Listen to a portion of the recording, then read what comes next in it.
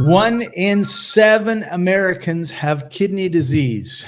And when you've got kidney disease, life sucks. And we're going to be talking about that and a lot more right after this.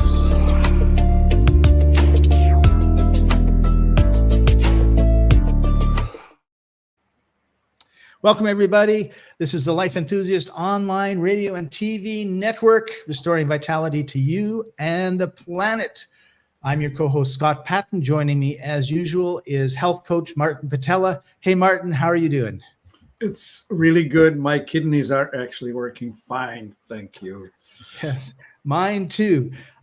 Before we get into that, there's two things I want to share with everybody. First of all, I am in Mexico, as you can tell by the vibrant colors behind me, and I'm in Playa del Carmen, and tomorrow morning, Hurricane Burl is about to smash into the Mexican coast. Hopefully, it's going to be far south of me or far north of me, but I am right now at the northern edge of the band of where it could come. So, yeah, 150 mile an hour wind. Let's find out if you can stand outside without being blown away. I made a joke to my Facebook friends that live here, and I said, let's all meet at the pier that goes out into the ocean at 7 tomorrow morning and see it and bring your own parachute. Rita, hi, how are you doing? Nice to have you on the show. Yeah, thank you, Rita. So that was the first thing I wanted everybody to know. So if next week Martin is here all by himself, you know that I'm still floating in the air somewhere. I haven't yet come down. I'd hate to lose you, Scott. Thank you. I've had a couple close calls with hurricanes before in Florida, but nothing quite this close. And it's one of those things where you make the plans and you're here, and then you decide, well, let's just see what happens. So, all right. So I've been doing a fair bit of traveling, and the last month I've been mostly in Colombia, and I wanted to share something with everybody because I think it really has an important impact on how we view our health, illnesses, and healing. And I also really want to know, Martin, if you agree with my conclusions or I'm out to lunch. Martin and I do not always agree on everything, which is great. One of the things that I love about Martin is if he doesn't think I'm right, he doesn't hesitate to tell me. And of course, I'm not the expert on health. So this is what happened. I'm in Medellin, which is about 3,000 feet above sea level. So the air is a little bit thin, and it is very mild, not cold. It's shirt sleeve in the evening. It's, to me, the perfect spring day, but it's not necessarily really blazing hot, and it's not particularly humid. So I'm in that environment. I then fly to Cartagena, which is on the Caribbean Ocean, which is sea level and brutally hot and brutally humid. And I'm there for 3 or 4 days. Then I fly back up into the mountains, and I'm there for about a week. And then I fly back down to a different city on the coast, which is brutally hot and humid. And then I fly back. And everything is fine. The world is lovely and all the rest of it. And then I come to Cancun, which is a 4-hour flight. So now that's my third time up about 20, 30,000 feet in the air. And it's an air-conditioned plane that is freezing. And I don't know why, but I just didn't want to get up and get my jacket out of the overhead thing. So I spent 3 hours trying to sleep. The flight leaves at 4 in the morning. So my whole Cascadian rhythm thing is totally off. I arrive in Mexico, go through the stress of going through customs.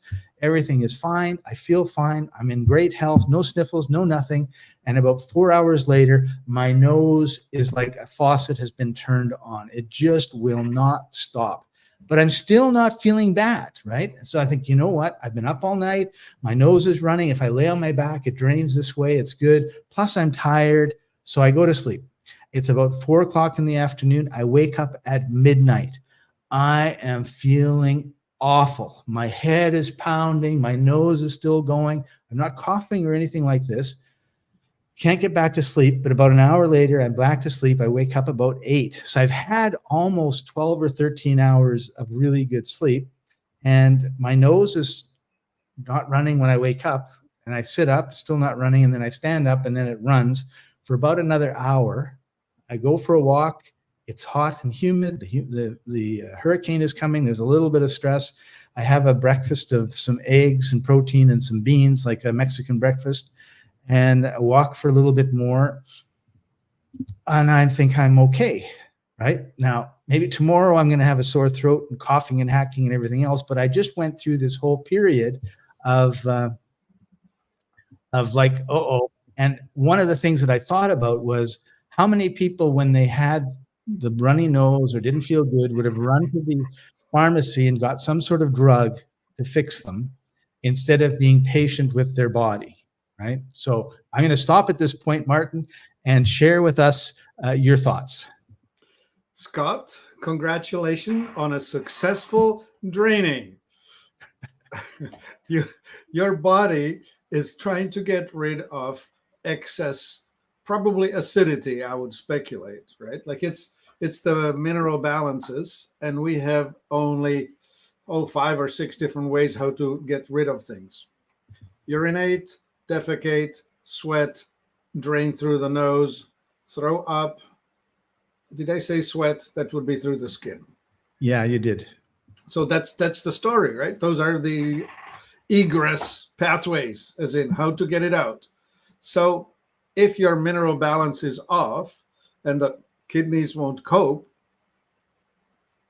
out it goes. And it was a successful detox, successful draining. One other way to speed this up or just get rid of it quick would have been to get yourself into a hot bath with a pound of baking soda.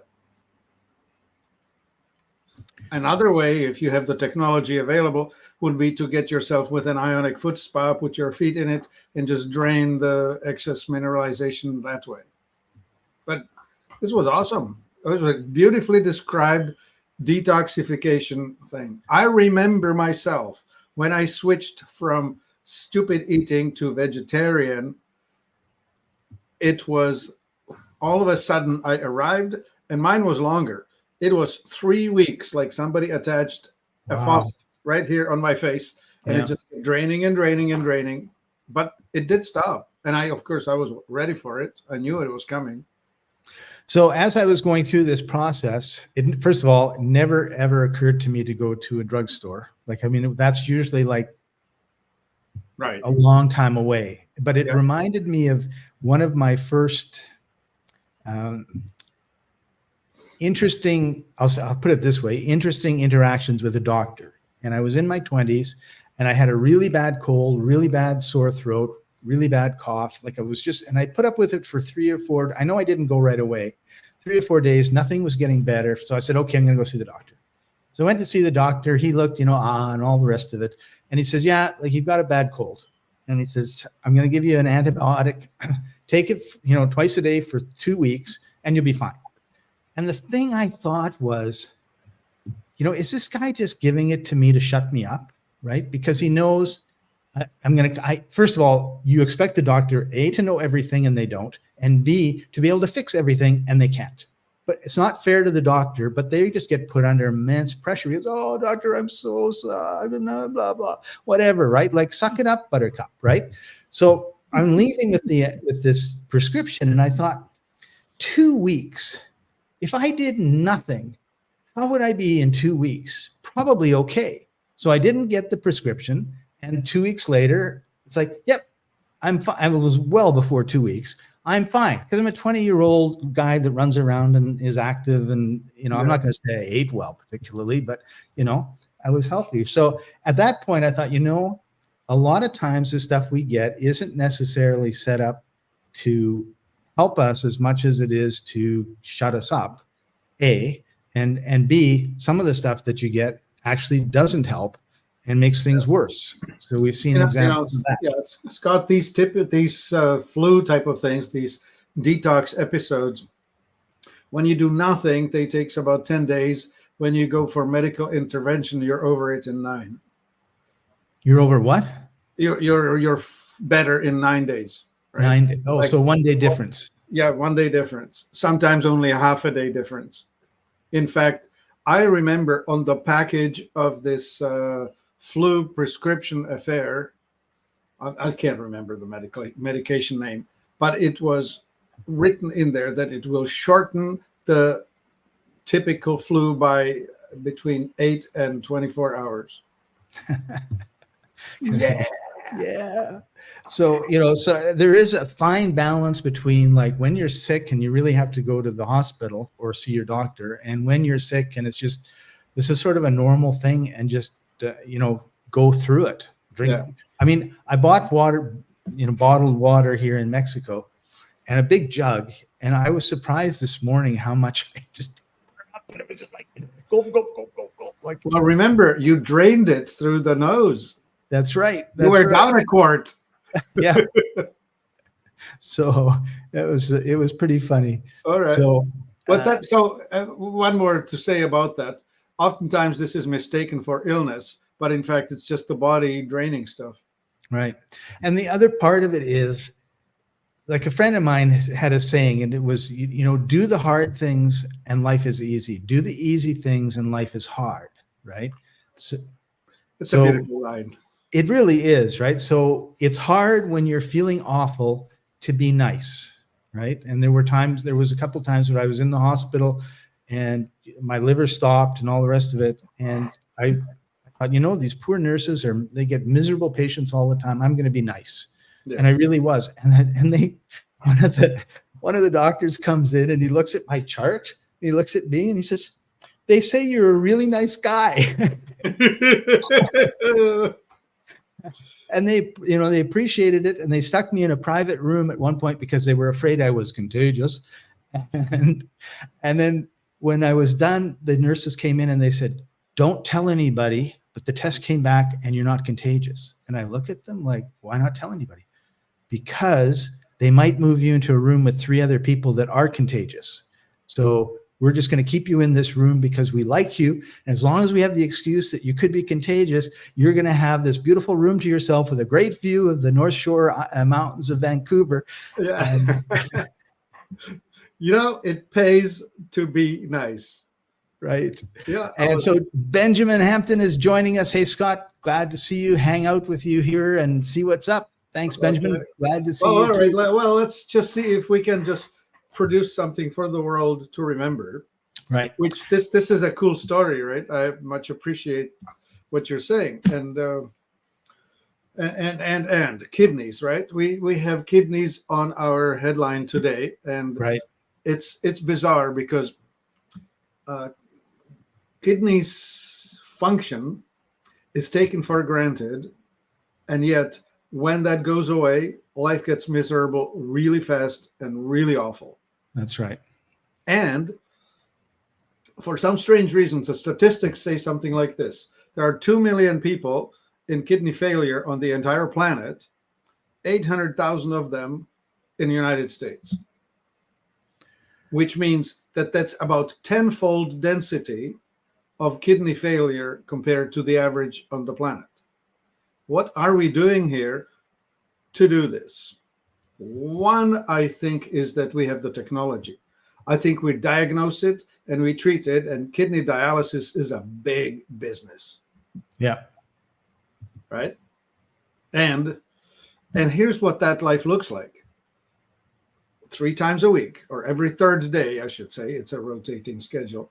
So you'll be going in Monday, Thursday, and Saturday, or something like that. And the first day when they do the dialysis, they overdraw the excess nutrients or minerals, so you'll be feeling crappy right after. Then the next day you'll be about right, feeling okay. Then the next day you'll be over toxic, you'll be feeling crappy, and then you go get another session. Right. So you go shitty, no, okay, shitty, okay, shitty, and so it goes. Right. Terrible life. And importantly, this. People who are in the GFR, and we'll explain it, below 15, they are on dialysis. The 5-year survival rate for people on dialysis is 35%. Yeah, 2 out of 3 are gone in 5 years. If you're lucky enough to get a kidney transplant, then you have different complications, but your survival rate now is 80%. So only 1 in 5 goes. The hard part is this. There Only are 1 in 5 dies. And yeah, 1 in 5 dies. Just casually, like just 1 in 5 dies. Yeah, yeah. Which of your fingers would you like to live without? Right. And then one other important piece of data on that thing is that, oh, what the heck did I try to say? Oh, there are 100,000 people waiting for a transplant, but there are only 20,000 kidneys available for the transplant. So there's a Russian roulette don't get one. They wait. They die waiting. Right. Yeah. Okay. So what we want to do is we want to talk a little bit about the different levels of kidney disease and then what you can do. But before we get into that, what I'd like to do, Martin, is just quickly go over what is the role of the kidneys, because oftentimes people don't really understand that, right? So I have a list of about 10, and maybe I'll just start it off and you can finish it. Or like I'll start each topic and you can just finish it. The first one obviously is waste removal. I mean, they do a lot of filtering, right? Yeah. And that should to prevent the buildup of toxins. And you already said it, but when you go to dialysis, it takes everything out, all the toxins out. You feel good for a day, and then you've replaced all the toxins because that's what the body does. And the second one on the list is fluid and electrolyte balancing. So they regulate the fluid balance and maintain proper levels. So this is sodium, potassium, calcium, and so basically if you're not looking after that, then you've got a whole pile of other problems that you're going to be having, right? Yep. And the next one is blood pressure. And blood pressure, of course, is huge. So it regulates that. It controls the blood pressure, managing the volume of fluids in the body. So if you're not doing a good job, you could be bloating up or you could be shriveling up, I guess, right? Yep. And red blood cell production. Oh, yeah. So if you don't have that, there's a regulatory thing. There's this thing called EPA or whatever. What are the 3 letters for this? What I have is erythropoietin. Oh yeah, erythropoiesis. Thank you for saying it properly. And that's a hormone that stimulates the production of red blood cells. Right. So and it's made in kidneys. Yeah. And if you don't have it, your red blood cells count is down. And then bone health. So they convert vitamin D into its active form, and which helps calcium be absorbed into your bones. Right. Yeah. There's this phosphorus calcium relationship. And if you have a phosphate problem, then you're going to have a bone problem. Yep. And then pH balance, maintain the acid-base balance in the body. I think you talked a bit about that earlier. Yeah. Hydrogen ions and reabsorbing bicarbonate from urine. Yeah. Okay, so I don't understand that. Can you explain reabsorbing? First of all, why is there bicarbonate and why is it in the urine? Yeah, okay. Well, so this is a resource management tool, right? The kidneys are a filtration device. And so what's going on here is the kidneys are separating the stuff we want to keep from the stuff we do want to get rid of. And for example, we call it urine, and the uric acid is the stuff that we want to get rid of. And so it's separating that. So it actually hangs onto sodium, about 99% of that. It hangs onto almost all potassium and so on. It does not want to get rid of things that we have worked hard to ingest. And so it's getting just enough water to make things flow and the metabolites that we don't want. And the 2 main metabolites, nitrogen, are essentially metabolites of protein digestion. And of course, we are a protein machine, protein body. So as we break down, we are actually dissolving the proteins that have become garbage. So some of that stuff needs to go and leave the body. Some of it is recycled, some of it has to go.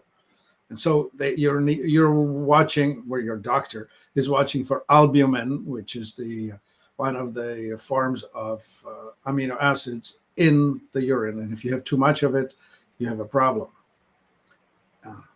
The kidneys are filtering creatinine, 100% of it. It's getting rid of that. That's the function of working, muscle movement. I mean, heart beating, but especially muscles moving, muscles working. And it's having to filter that out. And that's the number one factor that they're watching. Are you getting rid of it successfully? Cool. Okay, before we get any further into the list, we've got a couple comments and I wanted to address them now, just in case they don't stay for later. From Rita, I have a left ectopic kidney, and I'm going crazy trying to release bloating. I just started taking zeolite, good for you, and I'm not sure how much to take a day. Can you tell me? And then as a PS, my blood pressure is fine. Thanks for the question, Rita. Yeah. Huh. All right. Well, ectopic is just sort of misplaced, like misshapen, right? There's just some kind of a, like you can have ectopic pregnancy, which means that the pregnancy is not in the uterus, but instead outside of it. The ectopic kidney is just somehow in the wrong place. I don't remember exactly how wrong, but it's somehow wrong. So that probably is affecting your function. I don't know. Release bloating. Well, I mean, my number one tool for release bloating would be the ionic foot spa. We call it the third kidney.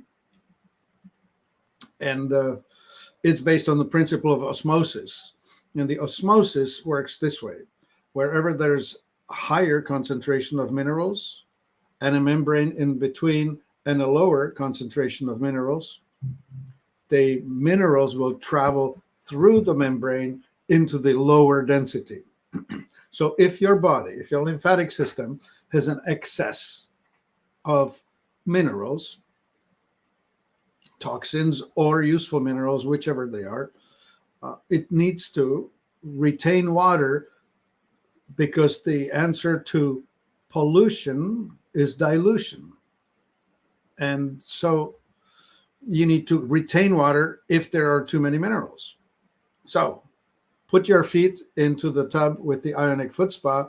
There is an electrode in it that creates very low osmotic pressure. It's causing the demand for minerals, ions, and it sucks them out of your feet. That's why we call it the third kidney. That would be my quickest way to get your balance back. The zeolite is great in that sense that it binds industrial toxins, heavy metals, and ugly chemicals like fire retardants and Teflons and dry cleaning fluids and the likes, which is also very dangerous to the body. So to answer the dosage, we don't know what you can handle. Your body will tell you. Normal dose, if you're doing the powder, is 1 scoop 3 times a day. The reason you're doing it 3 times a day is because zeolite leaves your body in about 4 hours. So breakfast, midday, bedtime. If you can handle doubling down, then you're going to get better faster. So 2 scoops 3 times. So Martin, would you recommend starting out with the recommended dose, 1 scoop 3 times a day, see how you feel, and then maybe go to a scoop and a half? Yeah, we don't want to cause any drama, right? If you overdo it, you'll feel tired, you'll have issues. And we don't need that. Cool, thanks. There you go, Rita. Which reminds me, at the end of the show, when we finish covering what we want to cover about kidneys, we have a Q&A period. We're actually stop the recording. We don't stop the recording, but we stop the show, and then we continue on for 10, 15 minutes. If you've got any questions, can be on kidneys, can be on anything health related, because we're really here to help and be of service to you. So watch for that, or stay watching till the end. But if, like Rita, you've got a question, don't hesitate to pop it into the comments, and we'd be happy to deal with them. So getting back to our list, we're on number 7, detoxification. So kidneys eliminate drugs and toxins from the body, ensuring that harmful substances don't accumulate and cause damage. And then number 8 is they prevent chronic diseases. Healthy kidneys reduce the risk of chronic kidney disease. It can lead to serious complications, and we talked about that kind of at the beginning. And overall health. If you've got your kidneys working properly, it's linked to the health of other organs, and like the heart and the liver, and contributes to their overall health. And And you talked in the beginning about, if your kidney is not working, you got to go in dialysis 3 times. I had a cousin, my mom's cousin, was like 75 or whatever, and for 2 or 3 years went from the farm, 40 miles out of town into town to have his dialysis done, and it really wasn't very good. So not a great lifestyle. No. So you want to keep your kidneys healthy and strong, which means a balanced diet, adequate hydration, regular exercise, avoid harmful substances, and tune into our show every week. Well, so speak of which, right? What you put in your mouth is first processed in your stomach, then your small intestine, then your large intestine, then it hits your liver works on it, then it goes back into circulation, and your kidneys work on it. So anything in front of the kidneys, which is the liver and the large intestine, small intestine, and the stomach, if you have a deficiency anywhere there, so if you're eating the wrong things, or if your microbiome's all messed up, or if your liver's not working well, your kidneys are carrying the balance, the load. So when you're taking drugs, pharmaceutical, over-the-counter, prescription, whatever. Illegal. Okay. It puts burden, a stress on your kidneys. They're having to deal with it. Right. So Maya has a question. Hope I said that right. Are swollen ankles a kidney issue? Maybe. Edema is one of those type of things, edema, swollen. It could be. It could also be a circulatory problem, heart problem, right? Like if your heart is not working well enough, if your lymphatic system is not moving well enough. So if you're mostly sedentary and not circulating the lymph, you could be swelling up because the lymph is not moving, or because the kidney is not coping, or because the heart's not coping. Yeah. So is one thing that you could do is put your feet up. That's for sure. Good point. If you're watching TV, just put your feet up on the couch and put some pillows there and get it above. So you've got the moving, because all of us are standing up. So everything goes down.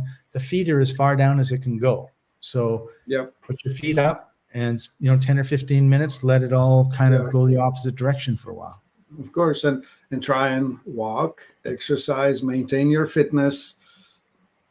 I don't know. Find out what else is going on. There may be more to it. Like, don't let me diagnose you over the telephone. Right. I don't have the license to do it. I don't want to do it. And all I can give you is ideas. Which is a great segue too. If you head to Life Enthusiast, you can set up a free 15-minute consultation with Martin, and you can talk about all your problems and your issues, and he can help you hopefully get through them. And so going back to Rita, she put another couple comments in here. She says, I took too much zeolite. Well, if you took too much zeolite and you feel fine and you don't have a runny nose like I did, you didn't take too much, because you're able to. Look at this. 3 tablespoons. That's like 12 teaspoons, 9 teaspoons. That's like pushing it up too much. So taper down. Okay. But one of the things that we always do in our lives, doesn't mean we think people should do it, is push the envelope, right? So you've pushed the envelope, and now you need to evaluate it, right? Like, how am I feeling? How am I doing, right? If you're feeling miserable, then that's too much. If you're not, then maybe that's okay. All right. Well, so let's get into the. Oh, go on. She said, plus I have swollen ankles, so I'm watching. Feet up. All right. See what happens. All right. So kidney disease has 5 stages. So Martin, why don't we take a couple minutes and just kind of go through Well, those. This thing is measured by, it's called EGFR, right? Which is estimated glomerular filtration rate. And glomerular is a word that I struggle to pronounce. But that's just simply is a measure of, and it's estimated. What they do is they say age, mass, as in how heavy you are, how much muscle you have, and they look at the number of or measure of the creatinine being filtered out of your body, and they estimate what your milligrams per minute of whatever is. So the rate, there's a number. They will put a number on your kidney blood test, and the number will be anywhere between 0 and about 120. If you're 120, you are in awesome shape. If you're above 90, you're perfectly healthy. If you're above 60, they call it stage 2 kidney disease. You're not right, but you're functioning. It's fine. There's nothing too serious about it, but you're not as good as the person who's at over 90, which they call stage 1 kidney disease, but it's not disease. It's just stage 1. They should have called it 0 or nothing. I don't know. Anyway, so now you're in stage 3, which is between 30 and 60, and they split it in half, call it 3A, 3B, and they start telling you that you need to change your lifestyle, that you need to start reducing certain minerals because your kidneys can't cope. Martin, can I jump in here for just a second? Oh, please. Because I think that you hit on something that's really, really important. We're always told to change our lifestyle late. I'm not going to say too late, right? Like, but one of the things, like people ask me, like, we have a line, Exsula Superfoods, right? And you know, I get a bottle pretty much every month. Yep. And I'm constantly taking it. I rotate through different types, like Strata Flora because of the gut health, and Lazarus for the kidneys, and Iridessa, that's sort of the general one.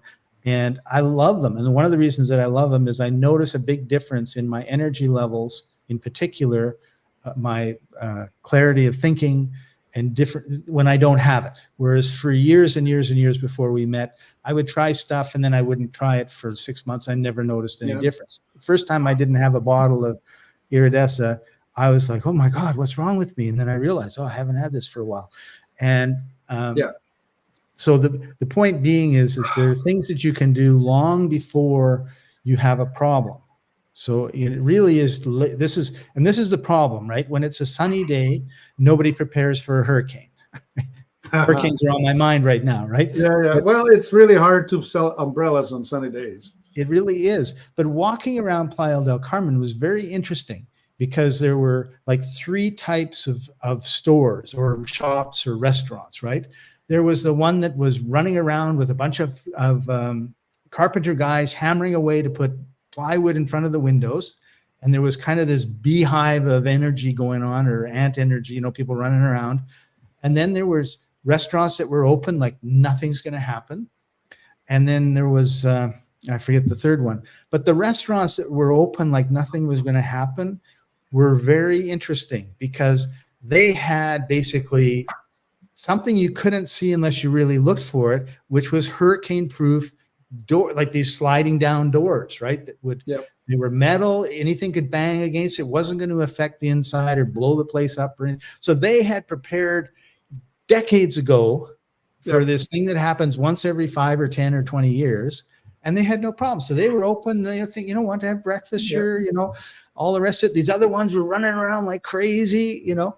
And then, of course, there was the people that just did nothing, and they're going to be totally blown away when it actually hits. So really, you know, you're talking about prevention. You're talking about what we can do to stay ahead of it, and that's really what we should be talking about, right? Like, I can tell you the same thing your doctor will tell you, which is your albumin is high, your creatine is high, or you have too much glucose in your urine. Here's a really, really important point, which is this. When you overdo starch as in grains, potatoes, wheat, corn, that sort of stuff, when you overdo that relative to what your body can handle, you will end up with too much glucose in circulation. And your pancreas releases insulin trying to bring it down. Insulin resistance is the next thing that's going to happen, because when there's more glucose in circulation than what the cells can reasonably consume, to describe it, insulin is the messenger. It comes along with the glucose and says at the door of the cell, knock, knock, glucose, let it in. And on the inside, there's the opposite, the doorman that says, come on in, bring it on. Well, once you have all the glucose you can handle, the answer is no, go away. And that's medical insulin resistance. And then it goes into your liver, fatty liver, and then it's translated into fat, right? Like it gets deposited into the adipose tissue around your belly, kind of thing.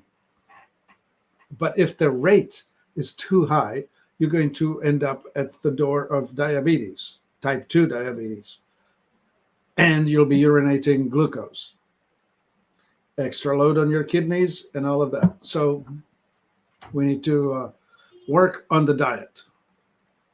The diet has to be right. Right.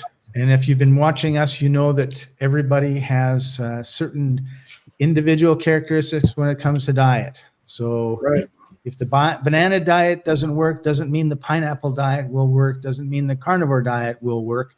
It means you need to figure out your metabolic typing, and that's a story for another day. Right. So Martin, I can't remember where we were on stage 1, 2, 3, 4, 5 of kidney failure. I think that who cares, right? Like if you're stage 3A, you have to change your lifestyle. 3B, you really have to change your lifestyle. If you're below 30, you are in trouble. And if you're below 15, that's stage 5, you're in medical care. Like you blew it. Right. So stage 5, the only thing I have for you is the ionic foot spa, which is a borrowed third kidney. If you're in stage 4, which is between 15 and 30, still use that.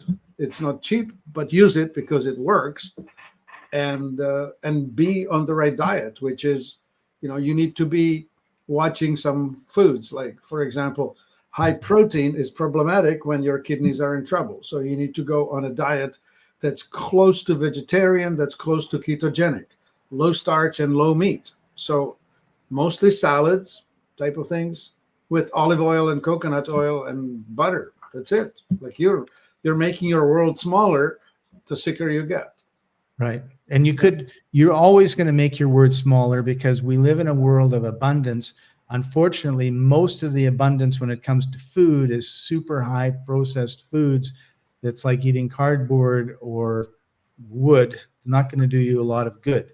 So Martin, we're getting towards the end of our time. Before we go though, I wanted to talk with you about some of the foods that people can eat that are known for their kidney detoxifying benefits. And we've got a list of 10. Well, this is kind of like a speed round. I'll just give you the name and then you can comment. Let me just say a couple of things. Here's how you know that something's off. It's the smell and the color of your urine. So if you're not overdosing on vitamin B, because vitamin B will make your urine yellow, it will change color. The darker your urine, the more you have to drink. It's supposed to be almost clear, almost water. If you have burning at urination, it's probably too acid and you need to worry about what you're eating. It's probably too concentrated. You're not drinking enough and you're eating stuff that's making you overly acidic. Also, some people will get really smelly urine eating asparagus. So if it's not asparagus and your urine is smelly, you need to worry about that. Those are the signs, right? You may have bacteria that will make it smelly. You may have too much protein that will make it smelly. Too much protein will also make it foamy. It looks like you put soap in your urine. It's just going to be foaming in the bowl. So you need to worry about that. Cloudiness, that's another issue, right? If it's cloudy, there's stuff coming through that's just not right. So now going back to the whatever it is that you wanted to talk about, which is the healthy foods. Let's start with number 1 on my list, cranberries. Yes, all the berries, cranberry, blueberry, all of the berry, all the pigments. They're important and wonderful. Cranberry is the famous one for pushing urination. It's highly acidic and it will just push you. Yeah. Right. So number 2 is blueberries. We'll just skip that one. Apples. Right. Yep. Rich in fiber, anti-inflammatory compounds. Yep, right. Apples are awesome. Garlic, one of my favorites. Yeah. Sulfur, antibacterial. It's really the Jewish penicillin. I'm Jewish. It's my penicillin. Right. Add garlic, get a garlic crusher thing and just add it to anything that you want. Well, and onion, of course. Both garlic and onion are That's number 7. health foods. So what's the difference between, cooking garlic and onions? Like onions, for example, onions, right? Yeah. I'll fry up some onions and then I'll put an egg in it. It becomes part of like an omelette type of thing. Is it better to have raw onions or cooked onions? Well, raw onions are hard to take. They are. You can chop some onion, put it in your guacamole at a reasonable amount. Like, don't push it, right? Okay. Cauliflower. Yeah, healthy. Red bell peppers. That's one of those nightshades you keep talking about. You know what's interesting is that the potassium mineral is important and hard to acquire. And bell peppers are of the most high potassium vegetables available. Well, they're actually fruits if you really want to get specific. Right. But anyway. So I worked with a gal when I was working at a grocery store, and she was in the meat department, and she came to work one day and she was so excited because her potassium levels were excellent. And she says, I eat green peppers and red peppers every day. And she was just beaming with joy about her potassium levels. Yeah, which is great because potassium versus sodium is the important thing. Potassium pump, remember that thing, is regulating the toxic levels of stuff inside cells versus outside cells. It's a detox system. Right. And we don't get enough of it. So cabbage is number 8 on the list. Yeah. Yeah. All the cruciferous, right? You mentioned cauliflower, cabbage, broccoli, bok choy, su choy, that whole sprouts. Yeah.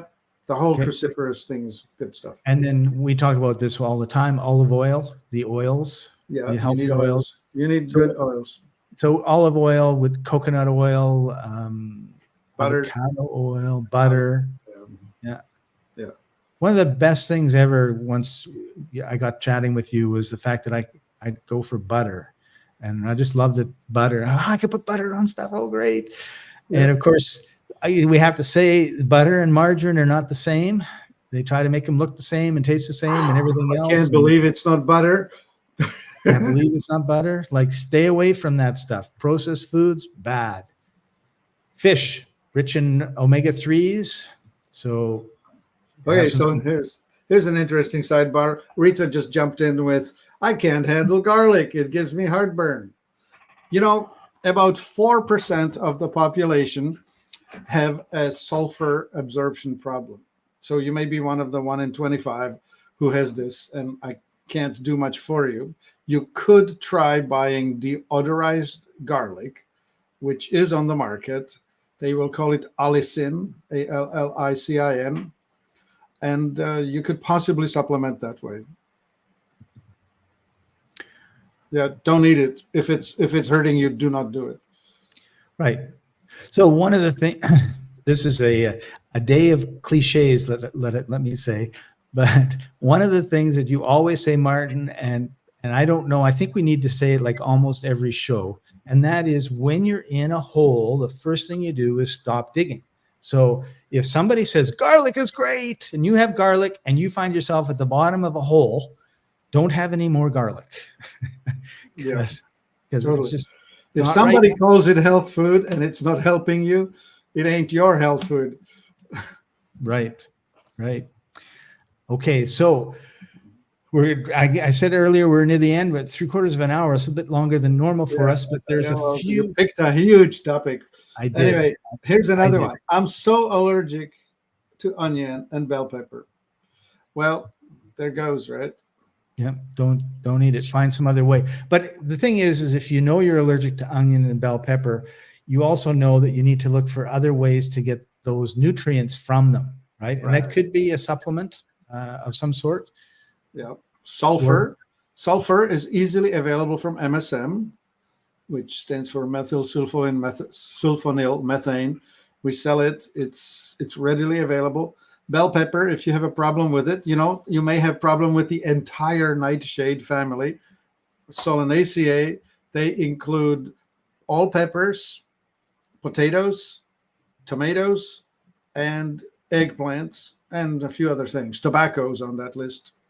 So if you're allergic to them, then, or at least intolerant of them, then you're going to have to find alternatives. Right. Rita, you have helped me a lot today. Thank you, Rita. Hey. Don't forget to make a like if that's not you. Or you're on YouTube, it still counts, even if it doesn't get counted on here. Yeah. All right. So before we go, Martin, we want to quickly go through a couple of the products that we think are really important for the liver. And you talked about this one, the Ionic Spa foot bath in the Yeah. You need to drain the stuff out of the body that you can't handle. Otherwise, it's there's a lot of controversy about this Ionic spas. There are people who tell you that it's all bunk, that it's nonsense.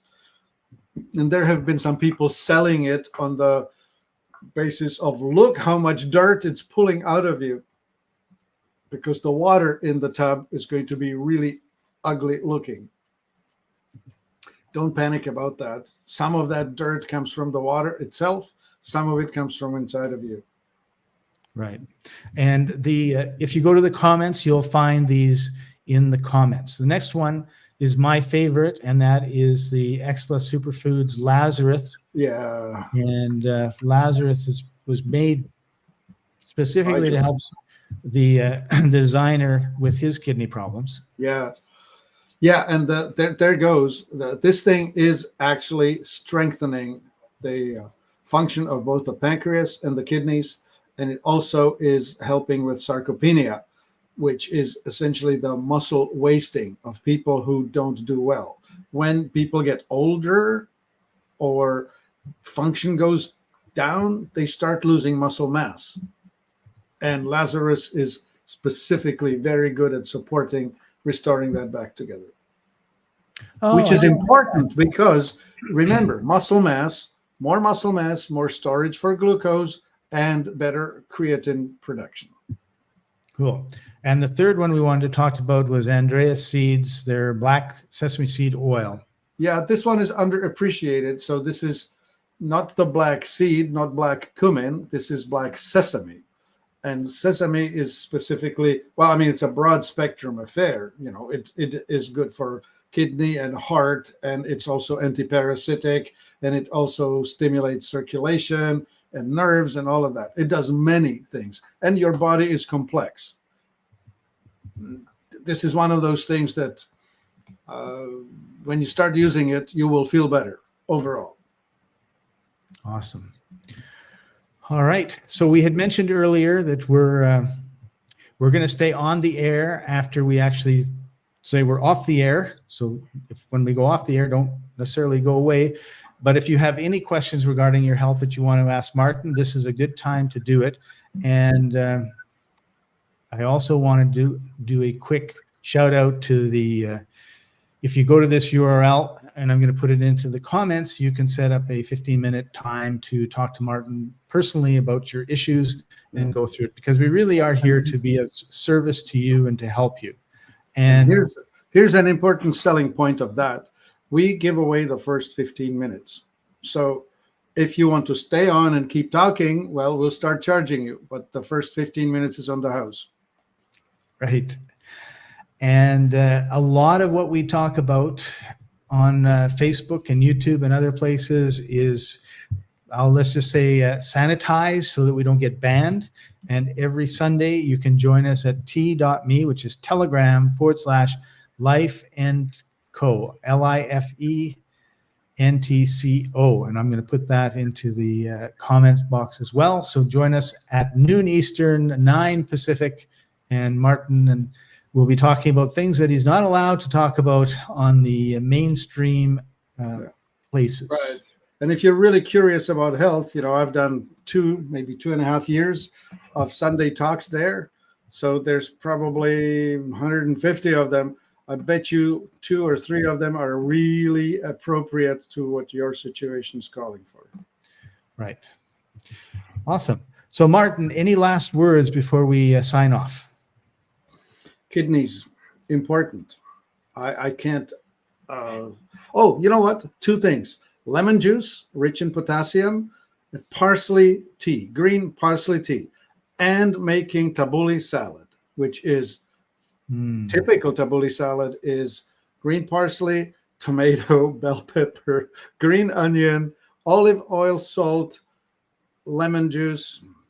The healthiest way you can live in the summer. Everything. And normally it's done with wheat berries called bulgur. I make mine with quinoa.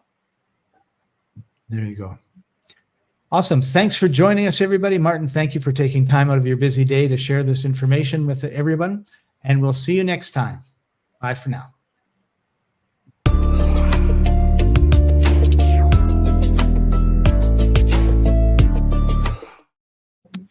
All right. Questions? Anybody? Yes.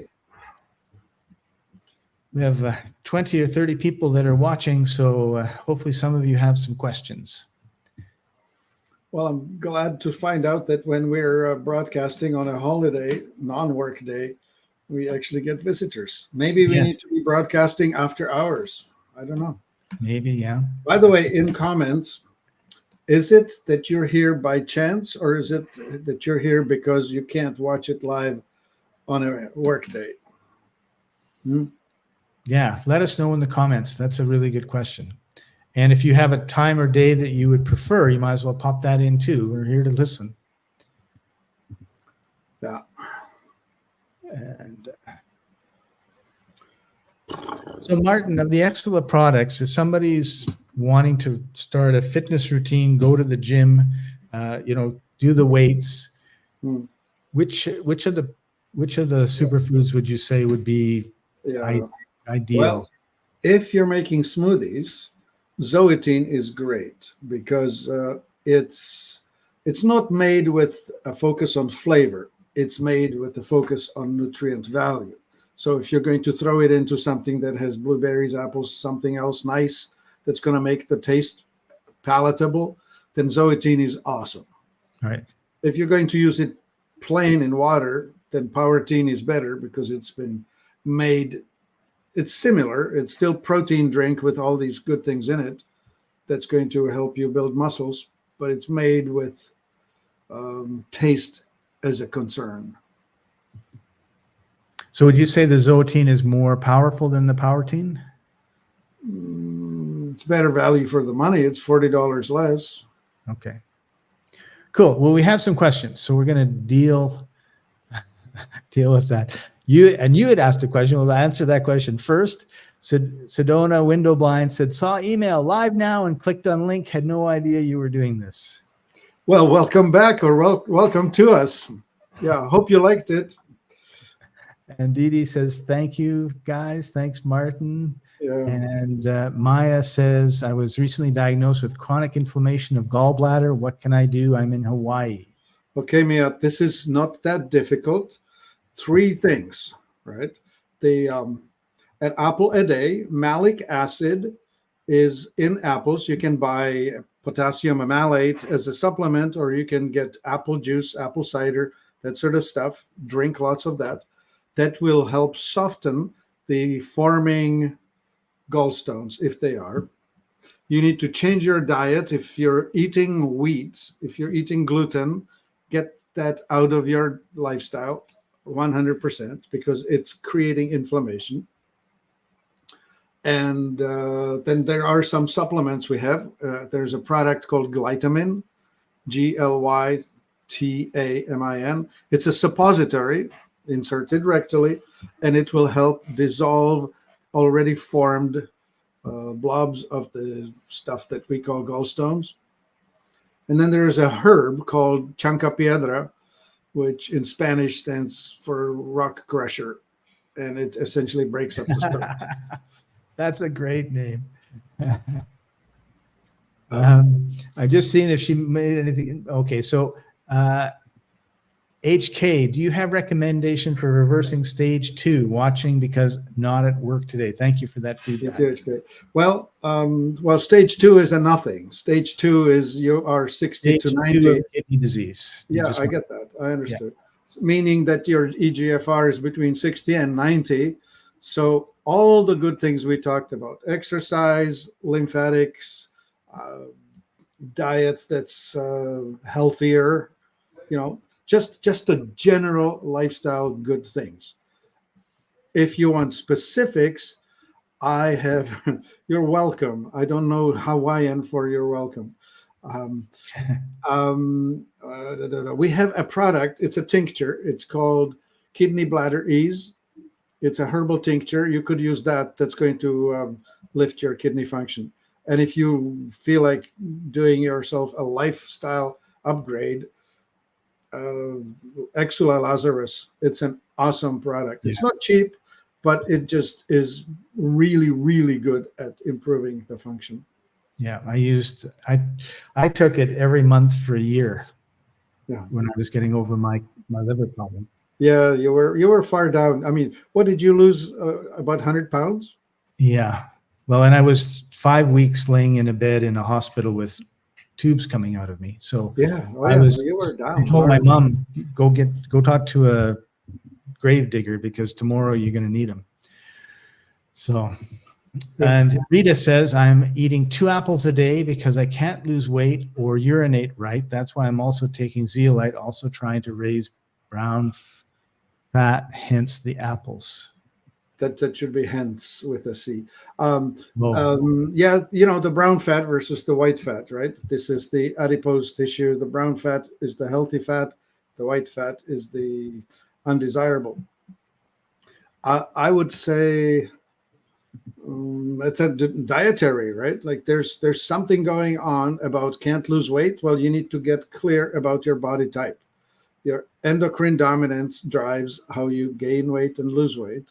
The other main driver is presence of toxins. So there's that zeolite is on the right path. There's something in your body that's causing you to hold on to both fat and water. So yeah, I don't know. Well, we should talk. Yeah. And our friend Sedona Window Blinds loved it. I buy from you all the time. And then she says, by the way, this is who I really am. Okay, Smart Windows Creations. Does it mean that this is Windows blinds, or is this glass that turns dark when you want it to turn dark? Yeah, who knows? Or who knows? Or displays in retail stores. Oh yeah, smart TV, smart windows. Science fiction is no longer science fiction. It's just a prediction of the future. Yeah, interesting. So everybody, we are in our after hours. We're taking questions about any sort of health issues that you may have or may want to talk to about with Martin. But we want to remind you that if some people, it's private, I don't want anyone to know sort of thing, and this is going out to the whole world, but you can contact him and set up a 15-minute interview that's no charge, talking about your health issues. The link is in the comments. Just have to scroll down and find it. And it is blinds and shades. Cool. Smart window, blinds and shades. Excellent. Awesome. Well, we allow free advertising on our channel.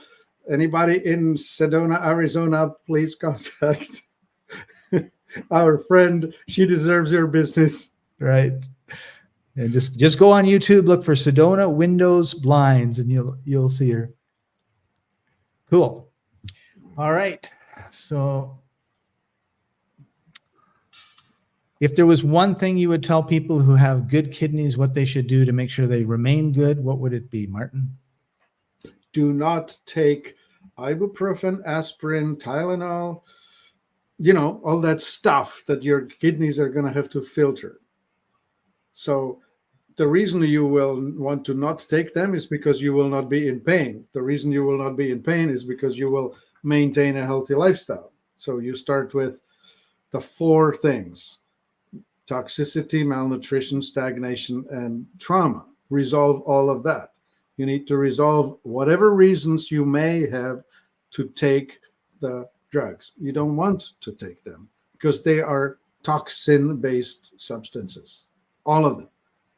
Anything that comes with a prescription pad or comes from a pharmacy is not a build-up. It's a push-down. It's a burden on your body, not a contribution in the sense of making you healthier. It's just stopping symptoms from bothering you. That's a great way to put it. Stopping symptoms from bothering you is the same as when you're chewing gum and you're driving your car and that really irritating little engine light comes out. So you take the gum out, stick it over the light so you can't see the light. Yeah. Not a good idea. That and a prayer, and you may get to your destination. Yeah. So continuing our advertising of windows in Arizona, look for Smart Window Creations, Sedona, Arizona. I love Sedona. It's one of my favorite areas. It's walking awesome. and it's just awesome. Yeah, It's they awesome. have these red rocks just outside of town. It's just, yeah, really vortexes. Rita has a comment or question. I found out all forms of stevia, which I took for a good portion of 10 years, has wreaked havoc with my system and is actually banned in 1991. I didn't know that. So many are suffering, including me. I stopped using it. Yeah, Rita, I feel so sad about that, where a lot of these artificial sweetener inventions, there are all these different things. First, we started with xylitol, and then with erythritol, and then we came up with the artificial ones like, first it was aspartame, and then sucralose. These things are, and then the other new one, HFCS, high fructose corn syrup. These things are used to allegedly reduce calories in things that taste sweet. I mean, we humans, we enjoy sweetness on our tongue. So I promise you, I would just as soon eat sugar than anything artificial, including stevia. Yeah. Martin, you remind me of coconut oil. Coconut oil was used for years and years and years. And when you're frying in coconut oil, because it has medium chain fatty acids, it doesn't break down and become rancid the way the seed oils and canola oils and vegetable oils that we use. Yeah, it has a high tolerance for heat. Yeah. Yeah. And then, but then the palm oil syndicate wanted to take over the market. So they published all these things saying how bad coconut oil was. And now, of course, everyone's realizing that research was wrong, and palm oils may or may not be that good for you. Palm oil is not bad. All fruit oils, which is olive, coconut, palm, and avocado. Remember, these are fruits, not seeds. And they seem to be okay. Yeah. Yeah. So oftentimes what happens is things that are not bad get run through the gossip mill. And everyone believes they're not bad, and you kind of have to sort of do your own research on it. Yeah. So Maya has an interesting comment here. Recently, New York dentists use hydrogen peroxide to irrigate my mouth when doing dental work. It irritated my throat and made me feel nauseous. I questioned about the procedure. What are your thoughts? All right. So that was a temporary problem that went away. Hydrogen peroxide will release the equivalent of ozone, active singlet oxygen, which is essentially bleach, right? It's a bleaching action. And the reason you're using this hydrogen peroxide, because it's inexpensive and it's injecting a substance, the singlet oxygen, that kills all microbes. So this irritation that you experienced was inconvenient but temporary. Your body knows how to deal with it using antioxidants. If you gargled with vitamin C afterwards, you would have probably been over the trouble in just an hour or two.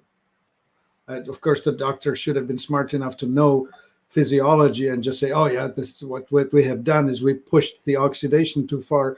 We now need to do the antioxidation, reduce it.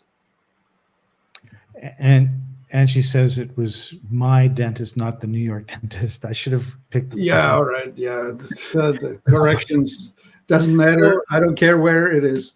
What about, Allison wants to know about monk fruit. I yeah, don't even know what monk fruit monk is. fruit is a sweet tasting powder. We have it in many of our concoctions. Like, for example, the entire RDT line, which is Chinese herbal tonic preparations, are sweet adjusted using monk fruit. It's a real fruit, vegetable, whatever the thing is, and it's not cheap, so you can't use a lot of it, but corrects a lot of things that are too bitter to manage and makes them palatable. No problem with it. And that's one of the issues. You know, if it's really good for you, the chances are you need to develop a taste for it. And if it's if it's not, chances are it's been designed to be addictive as opposed to being healthy. So Yeah. Rita says, agreed, it's no good, neither is monk.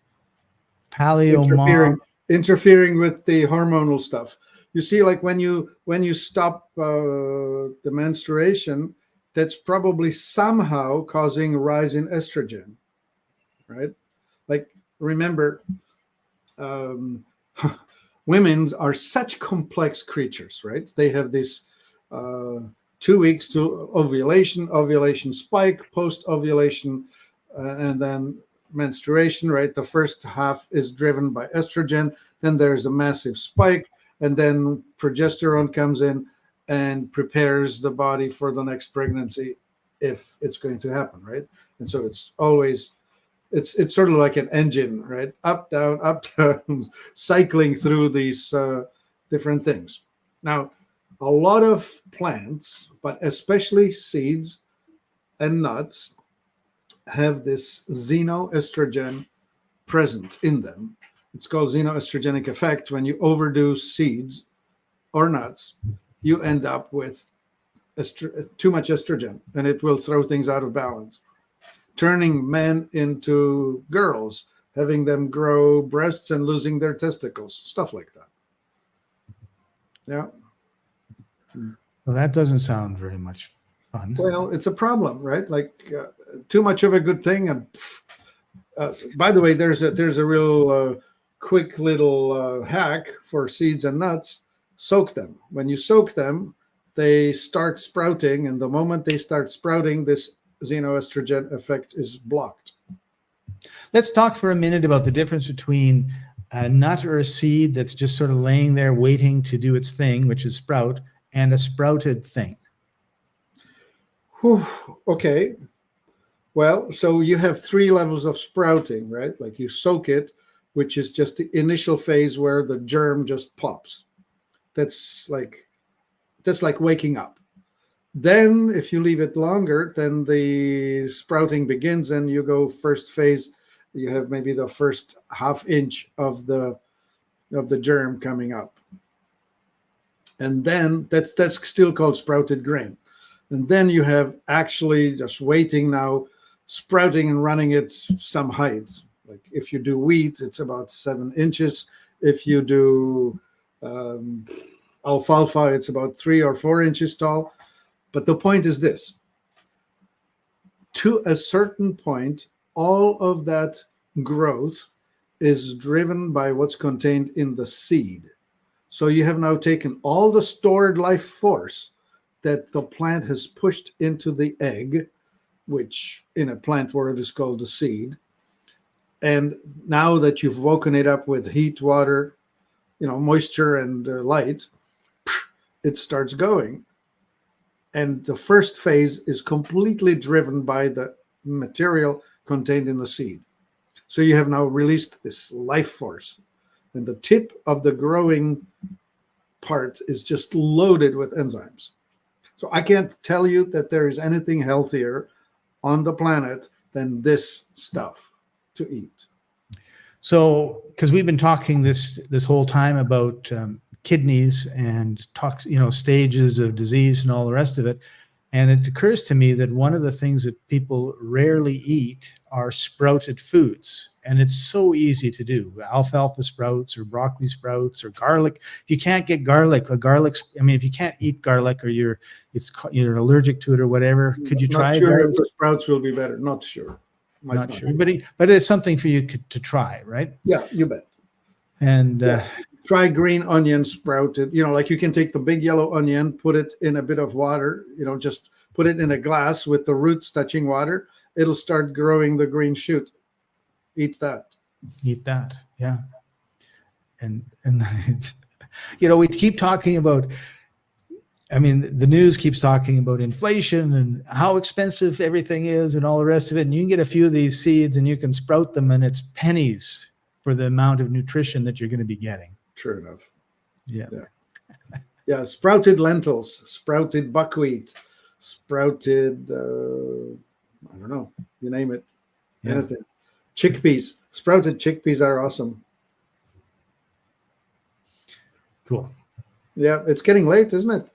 It is, but we have a bunch of people still here, even though most of them are quiet. So July 4, Independence Day. Let's put some fireworks up. So let's do this. Let's try this again. We only had one person say that they came here because it was July 4th and they didn't have to work. We usually run this at 2 p.m. Eastern time, whether it's standard or daylight. Would you prefer us to be like 5 o'clock Eastern or 6 o'clock Eastern? Doesn't matter to Martin because he's on the West Coast and that's still nice in the afternoon. Put it in the comments and let us know. We want to know what you think. Or write to us if you're watching this on a recording. Yeah. Well, and if it's a recording and you comment, I'll get it. Okay. Well, I think we're just about done. I can't think of another question, and we've been an hour and 11 minutes, so yeah, it's almost 45 minutes longer than we planned. But we're here for you, and if you have any questions, put them in, and we'd be happy to answer them. Yeah, I'm committed to paying it forward.